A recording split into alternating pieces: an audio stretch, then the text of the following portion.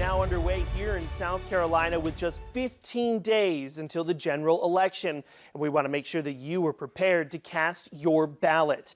We're taking your concerns to the candidates, exploring a new district here in Charleston County, and we're breaking down those questions that you'll see on the ballot. Good evening and thank you for joining us. I'm Nick Reagan, and here at Live 5, we are building our political coverage around which issues matter the most to you. We launched a research project across the Lowcountry in July to learn more about the issues that guide your vote. Those results were used in partnership with a poll that you answered on live5news.com. More than 600 of you told us the cost of living and making ends meet, gun violence and mass shootings, and economic development in South Carolina were among the top issues that mattered to you when going to vote. We've since taken those issues to the candidates on the ballot this year to help guide your vote on the topics that matter. But one race that we're keeping an eye on, that everyone is watching, is South Carolina's seat for the 1st Congressional District. Spanning from northern Charleston County down to Beaufort, the candidates are Republican incumbent Nancy Mace and Democratic challenger Michael B. Moore. We took them your concerns about the rising cost of living. Here's what they had to say.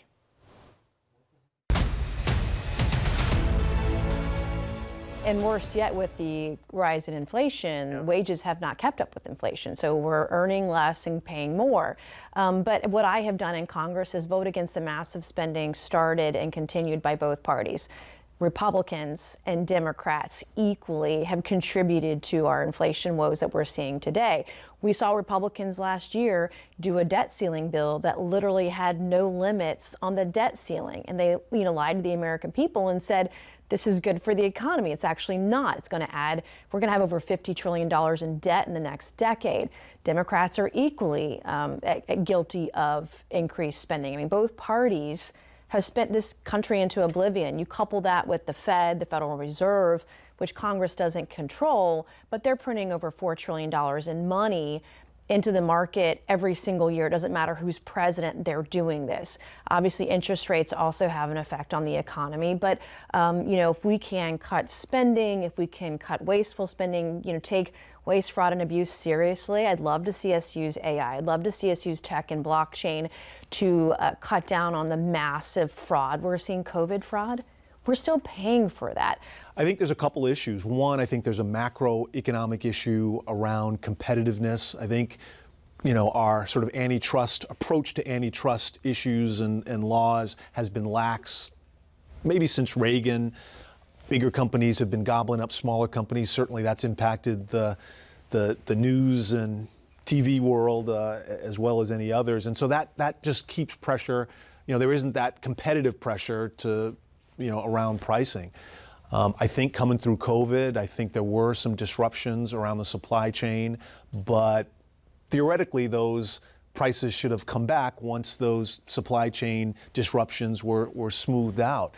I think price gouging really has been a meaningful issue. We know that because we heard on earnings calls for a lot of companies, CEOs were saying, hey, we're going to take advantage of this current inflationary environment to raise prices. We've seen margins increase where they're making, more money. And we've also seen, of the last month or so, we've seen a number of companies feel the pressure coming from voters, consumers who are pushing back about prices for them to lower their prices. McDonald's has lowered their prices and the like. So I think that's one issue, is just, understanding the source of the problem.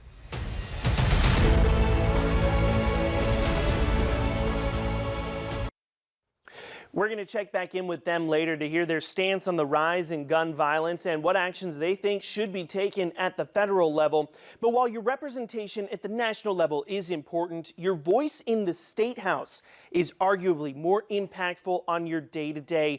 And this year, folks in Charleston County are getting an additional seat in the Senate. State Senate District 20, currently representing Lexington and Richland County, is now a Charleston County district after lawmakers redrew the district lines following the 2020 census. Democrat Senator Dick Harpootlian was redistricted out of his seat and into fellow Democrat Senator Nikki Setzler's District 26. Setzler chose not to run for re-election, but that didn't clear the way for Harpootlian to take over in Setzler's district. During the primary, Representative Russell Ott challenged Harpootlian, kicking the senator out of Columbia in a 51-48% primary win. Meanwhile, Democrat Ed Sutton and Libertarian Kendall Loden are the candidates who are fighting for control of the new District 20 that spans from Bees Ferry Road to Fort Johnson Road and across the middle of the Charleston Peninsula. Whoever wins will be elected to a 4-year term.